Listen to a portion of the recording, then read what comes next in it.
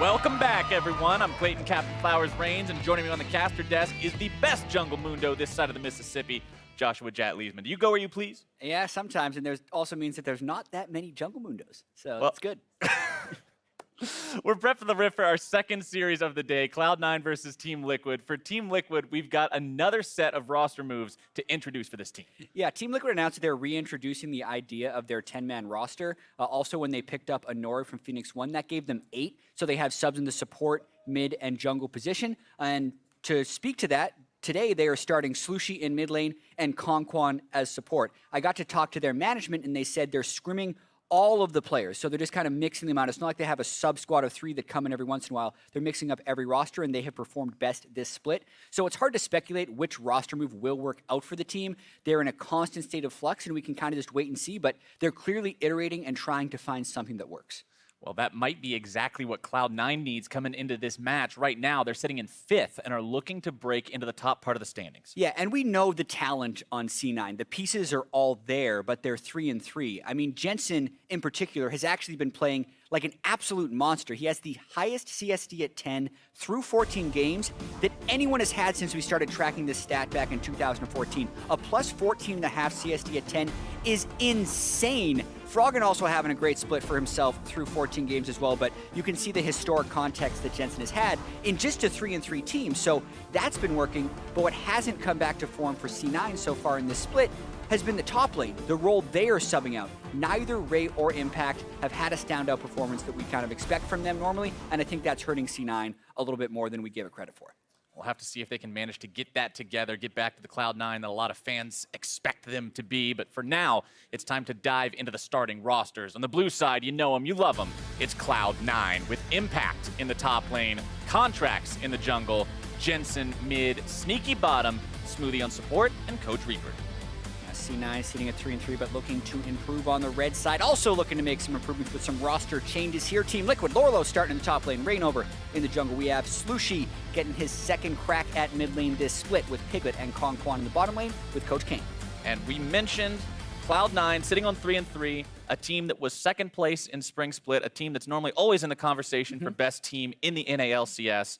They need to be able to beat a team that's at the bottom of the standings like Team Liquid if they want to prove, hey, we do belong in that top part of the roster. We do belong in that conversation for the best. Exactly, because technically C9 didn't make any changes from spring until summer either. Same coach, same players. They were also swapping out Impact and Ray in the finals against TSM. And you look over at Team Liquid, who has just had a new coach join towards the very end of last split. They're now starting 2 different players. They're in that state of flux, so C9 should absolutely be able to take care of business, but you have to win the games, and C9's only won half of them so far this split. When the game starts with winning the draft, let's see how these teams decide to go at it this time around. Zach banned away by TL, very common ban these days. Everybody knows how strong he is. While Shen and Fiora will be banned away by Cloud9, really focusing on that top lane. Yeah, do not want to have kind of either extreme for Lorlo, where he'll be able to split push in team fight or just split push, making sure he's not on something comfortable. And those are honestly just power pick bans we're seeing from C9. Yep, LeBlanc going to be the final one on that side. Caitlyn banned away by Team Liquid. We know the strength of that champion as well in the current state of the meta. Very, very strong in bottom lane, very strong in siege, poke, lane control. She just does it all. Yeah, and the late game has been absurd. It's one of the only things Team Liquid has found victories on, so not wanting Sneaky to first pick it away. Otherwise, I would say Team Liquid should just leave it up each game and hope to get it on the back end, because it's been one of their cleanest paths to victory. Well, with Syndra being the final ban of the first part of the banning phase, Cloud9 is going to go ahead and secure Galio for themselves as the first pick. Another really popular champion pick. It can be flexed between both solo lanes, has a lot of impact in the game. Yeah, I'd imagine we're going to see it from Impact, even in metas where supportive mid laners like Lulu have been in. Jensen still hasn't played that. I don't think it's because he can't, but it's just because C9 relies on him so much to be the facilitator of their action. So this team, more than any, I would say it should be top lane, but you never know. Jensen, and Galio rather, has been played in mid lane almost more than in top lane lately. And I mean, you mentioned it, the stats on Jensen alone, how hard he's been trying to carry lately, the performances he's putting up, even if the rest of the team may be falling a bit short, that's not the kind of guy you normally put in a support position. It's absolutely true, but Team Liquid will go ahead and grab Jhin and Renekton for themselves first round. Yeah, a lot of CC there. The Jhin buffs, I think, a little bit unheralded coming into the patch 7.12 session, but we have been seeing much more Jhin. Even just a little bit of bump on his dancing grenade damage and a little bit of bump on his curtain call have gone a long way into bringing this guy back into meta, since the utility he brings to the team is still highly valuable. If he can compete with the other marksmen in damage, there's plenty of reasons to bring him. Yep, seeing him more in competitive, seeing him more in solo queue. He's just all around a more popular guy. Speaking of popular, Elise has been an ever-present force in the jungle for a couple of patches now. They're going to be locking her in on the side of Cloud9, also grabbing that Kennen. Yeah, so flex galore, actually, right now. Because we've seen Sneaky play Kennen in the bottom lane. Impact has also been a good Kennen in the top lane. And we know Galio can go in 3 positions.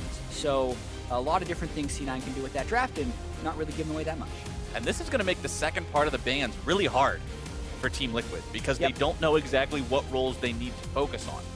Meanwhile, they're going to lock in Rek'Sai as their final pick in the first half, making sure they secure that for the jungle, and they'll ban away Thresh. Yeah, at this point, right, you just ban away Smoothie's support pool as much as possible. Also knowing that Team Liquid is most likely going to want to last pick a mid laner, so they're going to pinch the support pool as much as possible, take the best available for whatever matchup Conquan and Piglet want to play, and then kind of go from there, would be what they have left as a strategy, since C9 has so much flexibility with their current roster picks. Cassiopeia will be the ban for Cloud9 of their remaining, the first of the remaining 2, I should say, looking towards that mid lane, as Orianna's banned away by Team Liquid. A lot of times you do see the Orianna bans coming out in this second phase because she is one of the safest picks. Exactly. Second phase, red side, because usually you're waiting to see the final pick in the draft on red side be a mid laner, and Orianna is so good into all of the matchups that it is the best pick in those situations, and that's another thing Team Liquid has a solid ban on. Yep. What's the point of having the counter pick if they pick something that can't really be too countered? Kind of nullifies the advantage of having that red side drafting position, as Braum will be banned off by Cloud9. Yeah, Braum has been an interesting one because he's very much in meta, as Team Liquid actually go a different direction with this. Instead of waiting for a counter pick mid lane, they just throw in the Talia. Notice that the Cassiopeia has already been banned, as well as the Orianna. That still leaves the door open for a lot of assassin picks if Jensen wants to go with that, because I think that can still be very effective against the Talia. Even the Lucian is good against Talia, in my opinion, because it's very hard to land a seismic shove onto a Lucian. Yeah, Lucian's always got the ability to use the Relentless Pursuit, get out of that highly telegraphed ability. It's quick, it's responsive, it's exactly what you need to avoid those situations. One more pick left for Cloud9, and Team Liquid leaving their last pick as the support is just incredibly unorthodox from what you would normally expect in a draft. Yeah, I mean, if we break it down by percentage, I'd say it's less than 10% of the time, especially for Team Liquid. But they do want to play more around Piglet. They want to get a winning lane matchup. They know now that they are probably up against the Kennen and the Blitzcrank down in the bottom lane, with the Lucian going mid and then Galio going top. It's the assumption they can make. And that's an interesting one against Blitzcrank, because it's tough to devour someone who's just been hooked far away from you. Right, and then even if you devour somebody, if he saves his pull and pulls you back, you get a 2-for-1 on the pull special. Yes. This is... Tahm Kench has definitely seen a resurgence. You can definitely Tahm Kench someone out of Elise cocoons and such, but I'll be very interested to see how these interactions work, if Conquan would ever be able to get a devour as a hook lands on someone, because it's not Death Sentence, it's not Thresh's hook, where it sticks and has the, basically 1.5 seconds of CC and you can just devour them out of it. Blitzcrank hook, much more decisive with what it's doing. Very instantaneous in the effects the ability has, but maybe Team Liquid's plan will work out. They need to find some way, whether it's through roster changes, draft adaptations, whatever, to get themselves on track for finding some wins here in Summer Split, currently sitting at 1-5 after the first 3 weeks of play. Really wanting to fight their way towards that middle of the pack area. Yeah, we're getting to see Conquan's Summer Split debut with Team Liquid. This guy has even played with Impact before, back on Energy. He's a very fluent Korean and English speaker, which may help if there's any lingering communication issues between Reignover, Piglet, and them, but we know Reignover also a great bilingual communicator for these teams, so we're going to have to see if it works out. Keep your eyes on Slushy, because he has no easy task this game going up against Jensen, one of the star premier mid laners of the North American LCS. We were actually having a conversation the other day about the power of the Danish mid laners in NALCS compared to everyone else. Bjergsen, Froggen, and Jensen, the kind of stats they put up. Yeah, we got to see that full screen graphic during the game intro here with Jensen being at 14.5 CS differential at 10 minutes over his opponent through 14 games, which is the most of all time. But then you have Froggen sitting down there at 12.5 as well, which is the third best of all time. And that's both happening in this split. So it ends up making all of the non-Danish mid laners CS differentials look really bad because all of the Jensens, Froggens, and Bjergsens of the league are just dominating them. And here, Slushie coming in off the bench, essentially, having to go against Jensen, and they gave Jensen the counter pick. What are they doing to Slushie here? Yeah, they're up in this lane. They're really putting the guy in a hard spot. It's not going to be easy to work your way out of this situation, but Slushie is going to have to play the hand he was dealt, running the exhaust in mid lane this time around. We know that Talia has a lot of semi-global potential with the power of the Weaver's Wall, so going for that combat summoner spell instead to maybe shut down the burst potential that could be coming out from the C9 members. The Lucian mid, exactly as you called it, that's what Jensen's going to be playing. Ignite on that for a little bit of extra kill pressure. Also an exhaust on the support for Team Liquid. They're running double exhaust compared to none on the side of Cloud9. Yeah, and I actually do like the exhaust against both the Kennen and the Lucian. They're fairly short range marksmen. And I think they're going to get a lot of use out of those two abilities if they keep the game close. Going to be watching Smoothie as this game goes on. Blitzcrank is, for lack of a better word, such a hit or miss support. If he hits the pulls, he's a god. He's amazing. He's just winning the game on his own. If he misses them, he's kind of a big melee minion that stands there and walks around.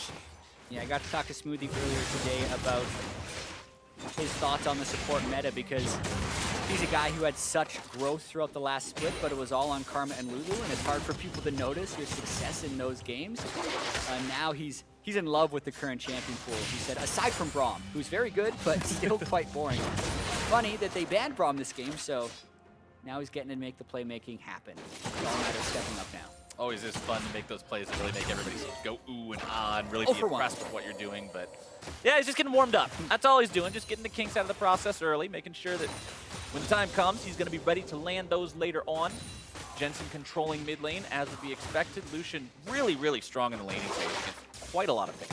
Yeah, and I think it's also particularly strong against Talia. You can have so much threat range if he goes in, but we have to watch Rain over here on his trademark Rex side. Well, Impact has already used his dash, now going to be forced to flash away. Won't die today, but Rainover showing up there will definitely put the lane in the favor of Lorlo. Still has flash available. Yeah, Contrax is trying to camp that bottom lane at the same time. They have to land the hook. Oh, nice pull onto the Tom Kench, into the chain CC, into the damage. See you later. First blood over to Contrax, who decides to go right back in onto Piglet, put a little bit of extra damage on the tail end of this one. No pull available yet. They won't bring him down, but grabbing that first blood is big for C9. Yeah, credit to Smoothie for landing that hook as well. Conquan has to be better there of either flashing the hook or dodging the hook, because when you see the Elise there and the Blitzcrank throws out the rocket grab, if that lands, you are 100% dead, knowing that your jungler just showed in the top side. So watching this one more time, the lane is pushed. Piglet and Conquan do not have wards in river. They want to get the CS, but they know they need to be careful. And here's a situation where Conquan needs to be a little bit further back, but he also needs to flash that hook. Potentially perfectly played, he would have flashed behind Piglet, and then Piglet can take a cocoon. Conquan could then be able to devour him, and they could both get away safely. That's the ideal situation, but credit to C9 for pulling off the gank and making the kill. Yep, C9 sitting at a 1,000 gold lead now after that one. Thanks to the CS lead, they're able to build up in the middle and bottom lanes. Rainover just trying to farm things up a little bit. We know that Rainover has had some awesome plays on Rek'Sai in the past, but that was the old Rek'Sai. This is the newer version of Rek'Sai, intended to be more damage heavy, less team fight powered, not having that big AoE knockup. Yeah, and Rainover trying to make stuff happen early. Already burned his flash in the top lane going for that gank, but now Contrax is stealing his Raptors. I mean, this is not the Rainover that I'm used to seeing on Rek'Sai. The old Rainover on Rek'Sai was so efficient with his pathing, would always have a level advantage on the other jungler, and therefore all of his ganks would work and be very efficient, because even if it's a 2v2, they would have more strength and win that 2v2. Here, he expended his flash on a very quick, low experience route. Now, he's behind the pace of the game, and Contrax is actually threatening his gank bars. Rainover's getting collapsed on. Rainover They're going to be forced to run away there as Smoothie makes his way towards that invade. Jensen and Contracts keeping Slushy away from the wave. 22 to 39 CS in the mid lane. That bullying going exactly the way we were expecting to see it go. I mean, Jensen is averaging a 14.5 CS differential at 10 minutes on all matchups, and being able to counter the Lucian and then also have this jungle control that Contracts is kind of affording him, with Rainover also burning his flash in the top lane. Like, I'm putting this lane at over-under for 25 CSD at 10 minutes for Jensen, because I'm expecting him to continue to keep pressure on. Yeah, Contract's doing a good job there with the Spider Bite and the Smite together to make sure he stole away that Raptor as well. Doing as much counter jungling as possible, keeping Rainover down. If Rainover can't participate in the mid lane, that means Jensen just gets to do as he pleases up there against Lucy. Taking a little bit of damage down here bottom side from Sneaky. Even though he fell behind in farm due to the gank that happened from Contracts earlier, he's still staying pretty level for the time being. Yeah, and that's something that Piglet has always been able to do. Even when he's dying a lot in lane, he's going to be able to get his farm pretty much regardless. It's just a matter of how is Team Liquid going to make plays, because you were hoping if you're Team Liquid that Rainover gets on Rek'Sai, a champion he's had so much historical success on, and controls the early game. But that just has not happened this early. Absolutely not. When you fall behind in the early game with a composition like this, I mean, you've got these semi-global capabilities with Tom Kench and Talia, but if you fall behind, those aren't going to be nearly as effective as if you're the one deciding the pace of the game, deciding where that action's happening. And Slushy can't leave lane. He actually hasn't even found a window to go back to base yet. They're still both on their Doran's items. He's already down 400 gold. And as a Talia, you need to have a little bit of the lane shove if you want to make a roam. And this isn't just Jensen. And these things won't actually show up in the stats book. A lot of people have this perception that Contracts camps for Jensen. But when you look at the jungle proximity stats, which is how long they spend within 2,000 units of them, he's actually below average for the NA mid laners. But what just happened there, Smoothie invaded deep with Contracts and got total coverage of the jungle where Rainover would be. That doesn't count for jungle proximity, but it does allow Jensen to exert his 1v1 will on his opponent. So it's still a team effort, but it's very well done by C9. Hanging around the top side, Rainover again, seeing if he might find an opportunity here on Impact. Taunt being channeled. No success for Team Liquid. They pop the Renekton ulti only to find nothing from it. Are they going to go any deeper is the question. Lorlo half HP, Rainover the same. They really want to force this out. Lorlo looking to make the flash into the stun, into the knockup. More damage coming through, and Impact is out of there. Lorlo grabbing the kill. Yeah, both flashes up, and as soon as they start moving up like that, Impact needed to show a little bit more respect and just back away. Don't let them get the flash jump on you to give up that kill. And they're going to go for more right here. Contracts now in the same situation. Impact was just in. Yeah, Contracts puts himself underneath that top lane tier 1. Rainover going to be taking the tower action for a while, drops it with the ulti, and they drop Contracts too. That's about as big of an outplay as you're going to get on Rek'Sai. The flash, the Contracts is going for the cocoon. You throw yourself with the ultimate, go untargetable, dodge the skill shot, and end up getting the kill. Very great sequence of events right there by Team Liquid. I do like seeing Rek'Sai players, now that the champion has been changed to have that new ultimate, use the ultimate to dodge away from things like that. Drop the turret aggro, get away from a very telegraphed skill shot.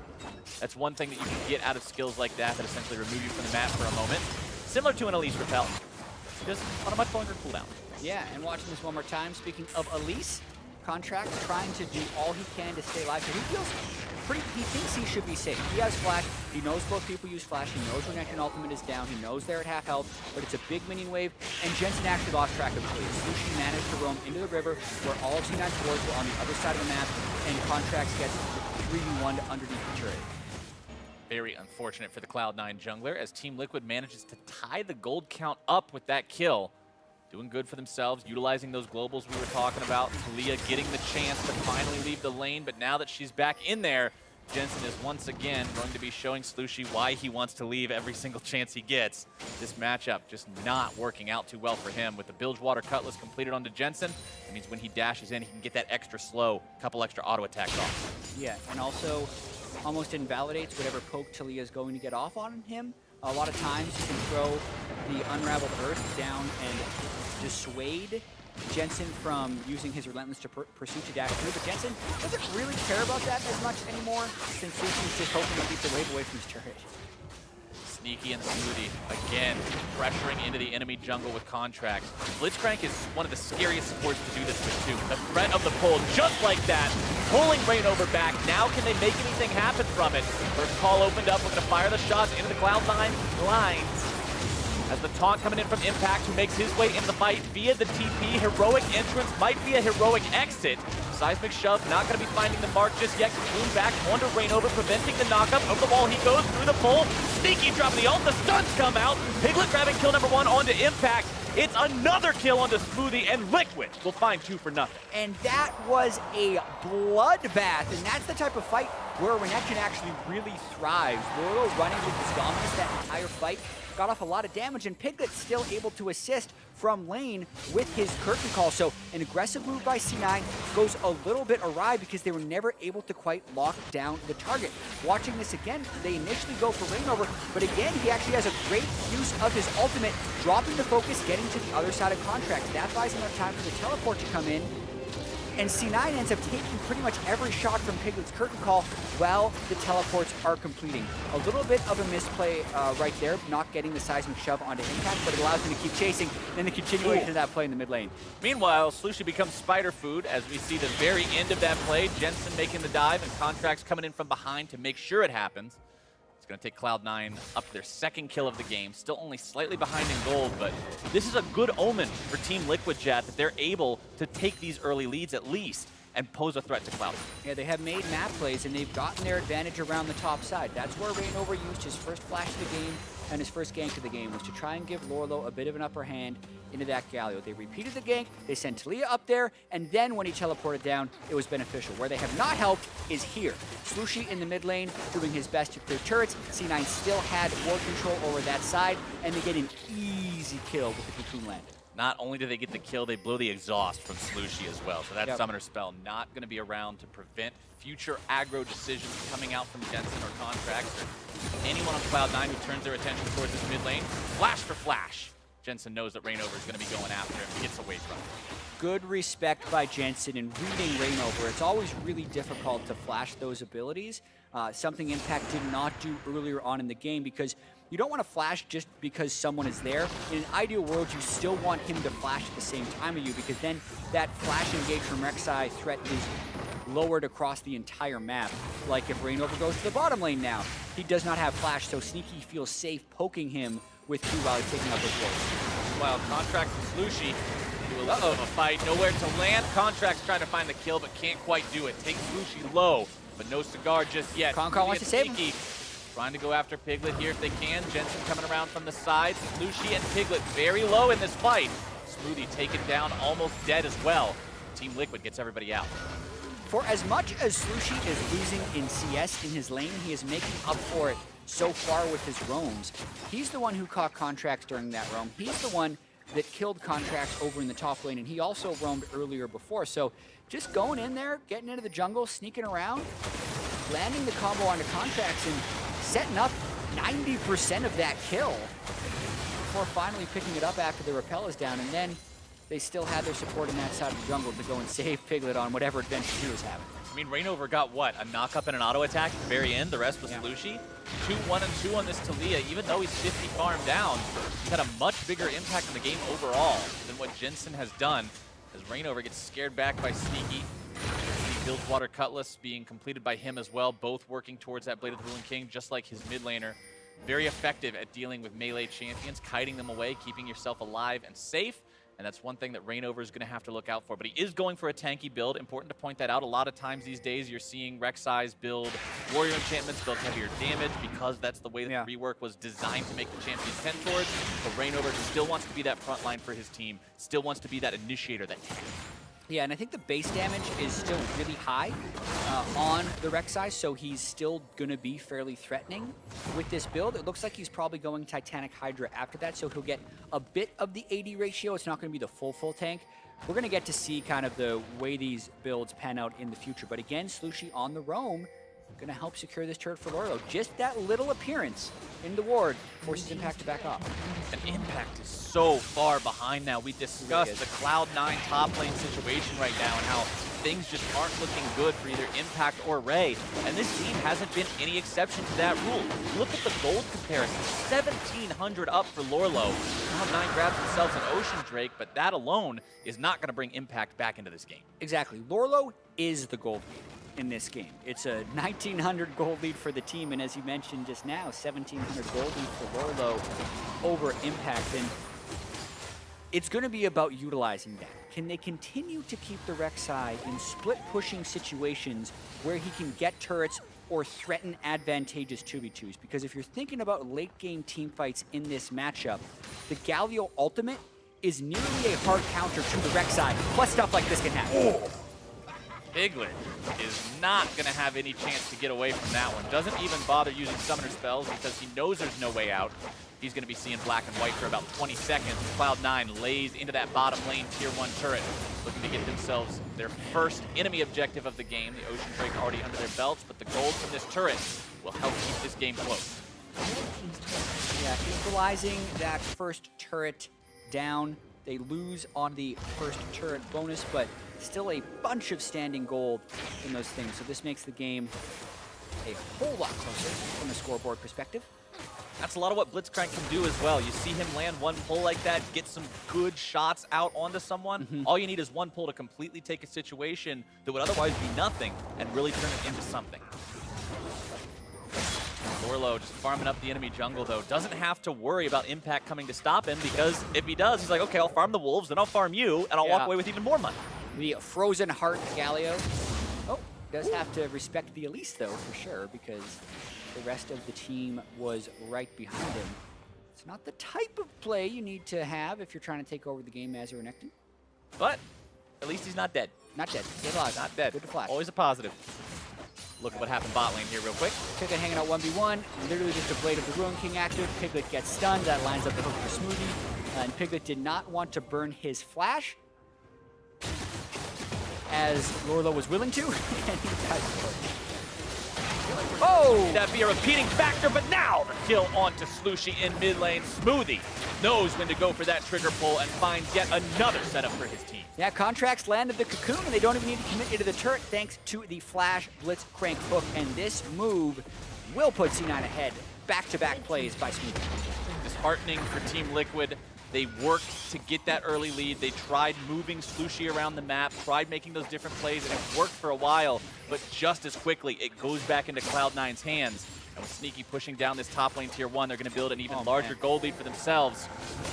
This could turn into a pretty big fight if they're not careful. They're going to be fighting yet another pull. Piglet goes down really instantly here. It's going to be trouble, as now the fight may turn. Smoothie trying to get back as they lose their jungler. Sneaky looking to fight this one out too. Impact on the front line, trying to tank for these guys.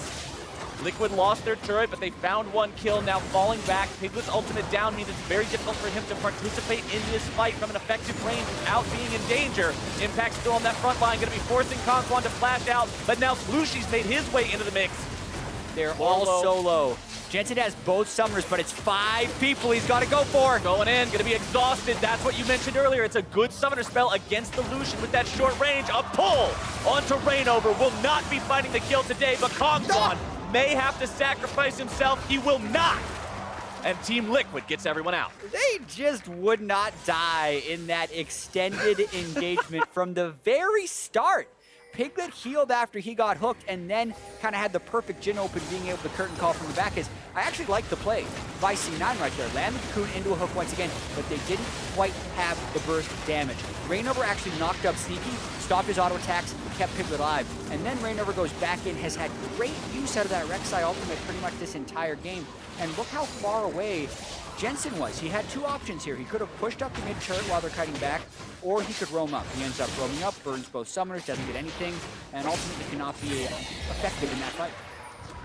Cloud9 will get themselves the Rift Herald just in time, because it was going to be despawning very, very soon, but have to see how they can use that. Rift Herald itself, remember, just picking it up doesn't really get you a lot. You just get 25 gold for killing the thing, a little bit of EXP, so yeah, it's all about using it to get a turret afterwards, or get some kind of map pressure, get control elsewhere, spawn it in top lane, go bottom, spawn it in bottom lane, go top.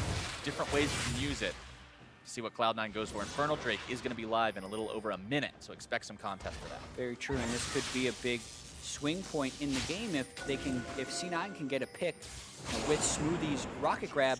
That then lowers the defenses with which the Rift Herald can go bust down a turret, because the longer we've seen Rift Herald, the better we've actually seen teams get at defending it, and it doesn't seem like people are really finding ways to innovate the ways they attack with it. You're basically getting the first charge off, and then it's dead. Time and time again is what we're seeing. They're going for contracts, though. Trying to find the tick onto him if they can. Lucy going to be brought in with Kongquan. Nope, no kill today, but taking contracts down to half HP will force him away for the time being. Look at the amount of wards placed down by Team Liquid in this bottom part of the river. Really looking to set up in earnest for this Infernal Drake fight. And they still have more control wards in their inventory. The difficulty here is, we mentioned that Lorlo is the Team Liquid gold lead. He is not controlling the Drake with them right now, so it's actually advantage C9 in the 4v4. Lorlo will have to have a big role in these team fights for Team Liquid to find wins. Impact will do whatever he can, even though he's behind, to channel those taunts, find those knockups. Nice part about being a tank, you don't need to be ahead in gold to still have that functionality to still be useful. Heal for Sneaky or Jensen as well. Cloud9 has moved into the territory previously claimed by Liquid. Now Sneaky going in on Lorlo, able to find some nice CC, some nice damage. Wow. And that ahead proc is now completely out of the fight. Right over. Almost going to be taken down. Kongquan trying to get him to safety, but Sneaky's looking to flash forward, make this one his own. He gets taken down by Slushy, who throws another rock right into the Cloud9 forces. But it's still a 3-for-1, and Cloud9 finds their fight. What a fight for them right there, being able to initiate onto the strongest player of Team Liquid, and Team Liquid really just not being there to take the fight. They had no distraction for all 5 people to just wail on Lorlo and take him down, and then it had to be a full retreat for Team Liquid after that. And the way you build these top lane bruises these days, Jat, it's cookie cutter all the time. You've got a Black Cleaver, you got a Titanic Hydra. That doesn't make you tanky enough to survive this. Yeah, usually the Renekton ultimate keeps him a little bit alive, but just the double blade of the Ruined Kings, when he has pretty much no armor in his build, he's gone Merc Treads against the Galio's magic damage. They shred him down in no time. Sneaky channeling AP Cannon just to get the stun. Galio can't quite save him, but it's still worth it for the chase down they got. And the Ignite from Smoothie onto Lorlo as well to make sure he couldn't heal. Your Fed Renekton, your entire gold lead, did 118 damage in that team fight. Less than, I think, what was a Prey Seeker from Rek'Sai. Not what Team Liquid needed to find any kind of a win. 2,700 damage from Slushy, though, doing everything he can to try to put his own advantages to work here. The Andrews Torment, Morello Nomicon done for him means his spells do pack quite a punch. But with Jensen up to 3-0, with Sneaky on 2-1 and 3, both these guys having 2 items completed, he's under a lot of threat. Dude, he's down 80 CS. He's going to get a 100 CS disadvantage at some point in this game based on the current trends, and also knowing how much post 15-minute CS Jensen generally takes in games. He's always running for that free wave. Jensen's definitely going to be padding those stats after this.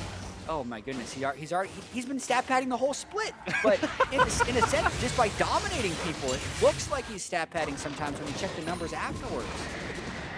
Rift Herald finally summoned. The clock was running low. They were going to have to do it eventually, so they decided to just bust her out right now as Slushy and Lorlo will zone impact away bottom side.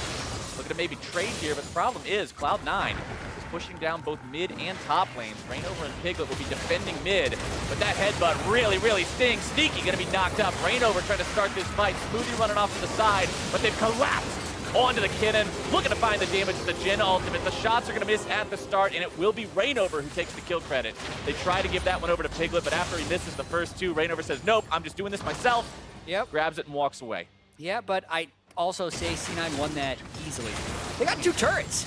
The kills they ran down on for Sneaky was answered by that push in the top lane, so they're gone right now. I also am curious if C9 is going to try and 4v5 this one. Got to be a little careful. Lorlo should TP in. Impact starting to fight off. Smoothie still got the full available, going to be bringing Kongquan in, trying to burst that Kench before he can save anyone. They find that mark, but can they get anyone else? Jensen still full HP, stepping on the Jhin trap. Impact wanting to go back into the fight if he can. No flash available, already used that one earlier. Smoothie still looking to chase them down if he can. Flash into the pole, able to find it onto Slushy, and Jensen is unstoppable as Cloud9 has found themselves 2 in that 4v5, not afraid of the numbers disadvantage. They'll now be pushing down the mid lane into the inhibitor turret. Taking that one down, no problem whatsoever. Lorlo, Rainover, and Piglet not in any condition to fight for this. and the inhibitor itself is going to fall too. Yeah, it took 24 minutes. Jensen's now 110 CS up on Slushie. Mind you, Lorlo is 80 CS up on Impact. Here's another fight. Rainover wanting to go in on this one. Impact is still very, very tanky despite how behind he is. And again, Conquan trying to save Rainover, but there's your 2-for-1 deal. Conquan and Rainover both at death's door, trying to get away from this one. Piglet almost gets hit by the cocoon. Lorlo tanks that one instead. Cloud9 decides there's nothing here that's left worth fighting over. They bail. Yeah, Jensen out of mana, could no longer pursue relentlessly towards Team Liquid.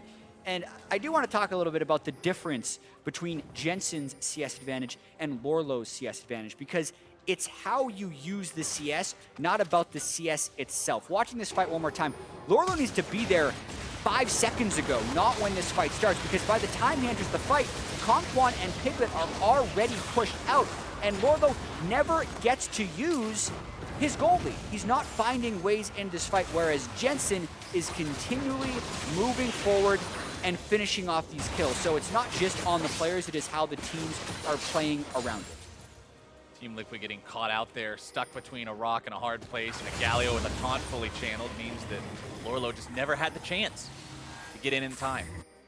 Excellent play from Cloud9 as a team, showing exactly what they need to be demonstrating if they want to prove themselves to be a top half team, if they want to prove themselves to truly be in contention for that #1 spot here in Summer Split. 46,000 to 42,000 gold, modest lead, but not terribly modest for themselves. 4,000 is still pretty scary. 26 minutes into the game. Sneaky trying to get away from that Weaver's wall, barely gets himself onto the other side as Conquan was arriving with Rainover. Yeah, and I also want to quickly point out the strength of Galio in this particular C9 team composition, because they don't necessarily have a Galio delivery system like you often say you have, but he stuffs so much of what Team Liquid want to do in this team composition. Renekton and Rek'Sai, I would classify as divers. They're both in and then they're in. They either kill you or they don't. So whoever they choose to go in on, that's when Impact uses Galio ult, giving them 50% damage reduction and pretty much a guaranteed knockup. So whenever Rainover and Lorlo want to go in, Impact flies in with the damage reduction and the Frozen Heart to hurt their attack speed. So no matter how far behind he is, unless Lorlo is killing him or taking turrets, Impact is actually better in team fights than the Renekton, even though he's down 2,000 gold. I mean, we've seen him play such a role so far. Every single fight, he's knocking people up into the air. He's finding taunts onto multiple Team Liquid members. He's doing a good job here. Contract, Sneaky, and Jensen are all hanging out, trying to stay away from the brush and stay perfectly still to avoid the Rek'Sai Tremor sense, but... Well, that's big. No one moved. Everybody's just staying still. Unfortunately, the wards still see you even if you don't move. Yep.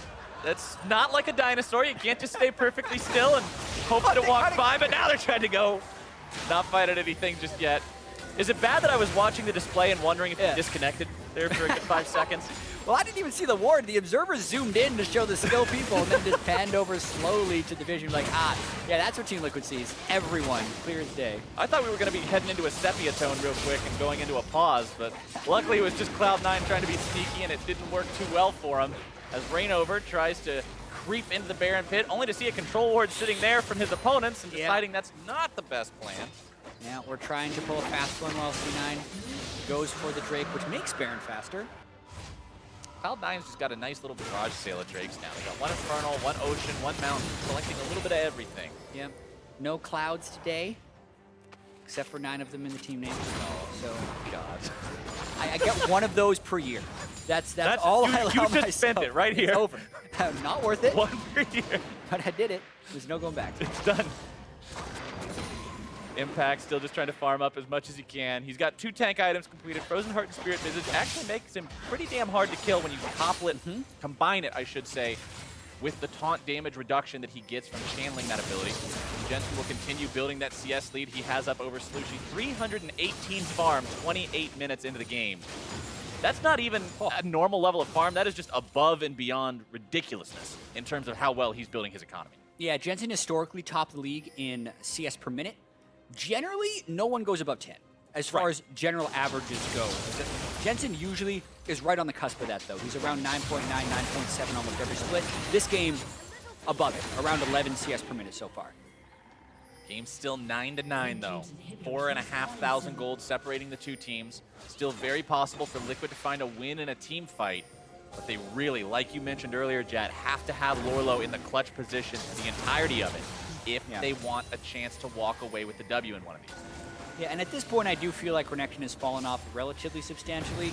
Level 16 is big for him because the health on his ultimate actually doubles between rank 2 and rank 3. One of the few skill ups that scale multiplicatively rather than linearly in the game. But that doesn't actually do that much for Renekton since his kit still is pretty all in that sense. Cloud9 wanting to start up Baron, but not far ahead enough to really be comfortable doing that with Liquid having eyes on them and being right there. They still have their tier 1 standing here in the mid lane. 6 turrets compared to 1 in the objective count so far this game. So much of the Cloud9 lead is built on the back of those objectives, but Reignover now trying to go in on Contract. Deadly Flourish coming out, Root comes down, Contract is going to make his way out if he can, but the stun comes out and the Spider is squashed. Liquid finds their pick. Good pick, and the team played fairly well around it, but the question is, what do you do after that? Well, you open up the curtain call, fire off the tongue, Reignover coming in from behind, looking to get the knockup if he can. Instead, he's just going to be stunned up and bursted down. Impact grabbing the kill credit onto that one. Slushie gobbled up by the Kent, trying to pop the thick skin. He's the sacrificial lamb, and Jensen is dominating. No junglers on either side. Slushie down flash, Lorlo down ultimate, and Jensen will continue to press. Jensen is bloodthirsty, chasing after Piglet. The Jhin has both summoner spells, but when you're up against a Lucian who has 3.5 items and is 3 levels up on you, you run away and you don't look back. Yeah, he's going off this game, that's for sure. Sub out the mid laner against best mid laner in the league, and he will make you pay. Impact caught out a little bit here, but he's just so tanky. The 4th shot from Piglet doesn't even put that much of a dent in. No, I mean, no Last Whisper or Void Staff. So all the resistances that Impact has built up right now, there's nothing working against that. The 240 armor is making him deal about 1/4 of his normal damage against him. Liquid wants to try to punish Cloud9 after their Baron take. Impact at about half HP. Smoothie can stay the same. Liquid still wanting to get in here if they can. Still looking to make those moves. Reignover with the flash into the knockup. And they find Impact. The Root comes out. Shield comes out. Impact up the wall with the flash. Staying alive for now. Reignover comes through with the ulti. Not able to find the kill. It's turned around. And Jensen is godlike. Smoothie getting the pull over the wall. They're going to bring Lorlo right back in. And he is a pair of alligator boots. Team Liquid loses 2. And this game going from bad to worse. You can see the interactions of the team compositions and the communication from C9 of when to turn it around. As they were retreating, Sneaky was cut off, so he had to run towards the top side of the lane. So you're kind of thinking they're going to turn it around at any moment. We're going to get to see this one more time as the Tom Kench joins the fight. But you can see Sneaky ends up actually going off around the top side. So you kind of want C9 to turn this around because you think they're so far ahead, but they don't because Sneaky's not there. Impact does his best to zone, gets the large curve to the Colossus shield, but then when Reignover goes in, they actually say to turn it around. Sneaky was trying to sneak off with the recall, decides to come back in. At this point, another clutch hook. Doesn't matter who Smoothie hits because the fight is turning. He also gets the shield when he lands the CC, and another double kill picked up for Jensen. That just means the momentum continues to fall into Cloud9's lap as they'll push now towards this bottom lane. Remember, mid lane inhibitor is already in ruins. Bottom lane will now be in a similar situation as Team Liquid just can't do anything to defend a base that's quickly falling to pieces. Cloud9, 5 men strong, Baron buffed up, pushing towards the Nexus, wanting to end game 1. Nexus turret number 1 already down. Impact channeling that taunt, threatening anyone from Liquid that may look to come forward. Slushie caught out, bursted down. Reignover going to be second. Airborne gobbled up, but I don't know if he's getting away anytime soon. They both fall. 2 dead, 3 dead on the side of Liquid. A double kill for Sneaky as Lorlo goes down, throws a double kill to the way of Jensen, and Cloud9 will take down Team Liquid in game number 1. Yeah, once they were scaling up, you could really just see that team competition take work. Trying to get the Piglet's giving them one.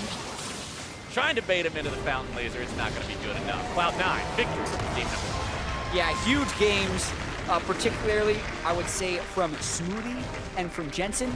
Smoothie started the majority of those fights or turned them around at just the right moment with Blitzcrank, 14 out of 17 kill participations. But then Jensen, man, 120 CS up, pretty much from 22 minutes onward. and also 15 of the 17 kills for the team. So it wasn't like he was just off farming. He was farming and killing the champion. So great game. Yeah, we were comparing Jensen's performance to Slushy's performance early on in the game, saying, man, Slushy's been all over the map. He's getting Team Liquid off to a good start. Jensen was 0-0-1 when Slushy was 2-1-2. And then all of a sudden, Jensen's like, okay, I'm done farming. Now the game starts. And he just put so much damage out throughout the course of all those fights. Yeah, once he got Blade of the Ruin King and Black Cleaver, he really just turned on. Did lead the team in damage, but Sneaky was pretty close on that one. 27,000 damage from Jensen, but mainly it was the CS and the lane dominance he had once they started cascading those turrets down. And you mentioned it, it was a lot about the team composition as well, between the enemy Renekton falling off. The big advantage for Team Liquid, we mentioned time and again, was Lorlo's advantage over Impact. But as the game goes on, you mentioned how effective Impact's job was at keeping Cloud9 going, and Lorlo just couldn't do anything. Lorlo could not get into those fights, and part of it is because the rest of C9 was still pretty ahead, and another part of it was they were just never finding the right fights. Looking at the draft, like, it's not particularly disastrous for Team Liquid, but I still like C9's draft more, mainly because the Tom Kench Blitzcrank switch around where they early picked the Talia didn't make any sense to me from Team Liquid. I would have rather they waited for the counter pick for the guy they're subbing in, and then Reignover would have needed to take that game over early on in the game, but was never really able to get a snowball going. And then once you saw the team fights happen, the Rek'Sai Renekton could not deal with the Kennen Galio team fight. Yeah, a good example of those fights that we're talking about. 21 minutes in, Cloud9, a 3-for-1 here in the mid lane. Yeah, and this is one where it is them just picking off Lorlo. This is the front line for Team Liquid, so they needed to snowball before that point for the most part. No damage done by the Rek'Sai or the Renekton in this fight, and everyone else on C9 is just able to free hit, but even at the end, Impact acts as a frontline damage soak, even from the back, because he made it so it takes much longer for Sneaky to finish him off. And you got to see that gold lead. Once he got going, there was no stopping it. Yeah, just a little red puddle in that gold difference over time for the brief moments where Team Liquid were able to find themselves a lead. But as soon as they lost that lead, man, it just went straight up for Cloud9. Exactly. Team Liquid, even though they're 1-5, have been able to make plays at times, but it's about stringing the plays together into a cohesive game. That's where they've been lacking. And that's what Cloud9 demonstrated they were able to do. That's what a good team can do, and that's what they're going to need to do in game number 2. We'll see if Team Liquid can even up the score when we come back for that game number 2 against Cloud9. As we go to the break, though, here's a snippet from this week's episode of The Dive, hosted by Jat, Kobe, and Azael.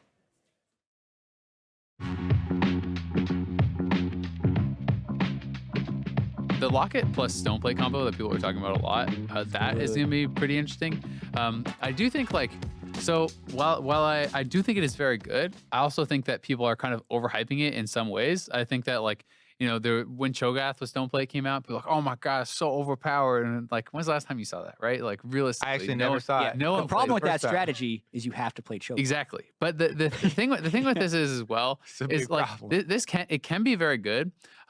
But I have felt like on a number of the champions that I would want to build this combo on, there's other items I feel like are really core, I want to get them first or things like this that sometimes can push you away from it. I will say if you can get to that and you can get in team fights, it's crazy, especially against AoE type stuff, AoE burst, Orianna Shockwave or whatever. If you, as a tank, if you can actually time it, you will essentially immune the shockwave. You will absorb the entire shockwave if you have this combo on a big tank for your carries, which is nuts. So I think that is really cool, and there is high outplay potential if you want to say around that because it decays very quickly. So that's obviously what they're trying to go for. If I use this perfectly timed, then it has a big impact. If I just press it at the start of a fight, it probably doesn't really matter.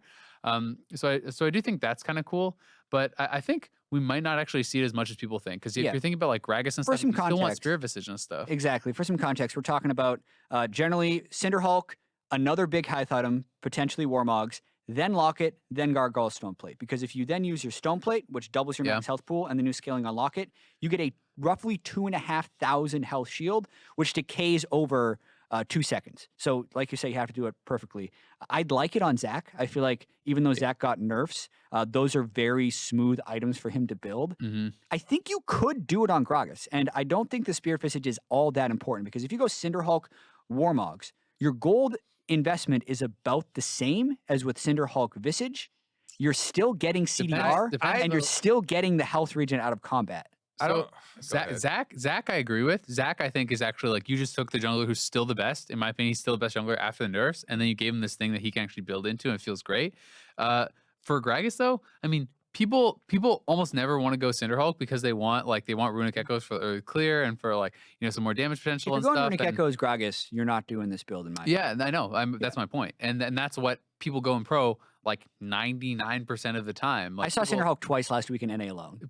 People almost always go Runic Echoes. I feel like if you look at like more than half the time they do, but not way almost more always than and 99%. It's like a massive majority. Like I would be happy to look through this, but by the way, like I don't think that you're very rarely going to see that. And for top lane Gragas, like I actually do think Spirit Visage and stuff is very important because like the sustain and stuff through passive is more important, so you have more gold.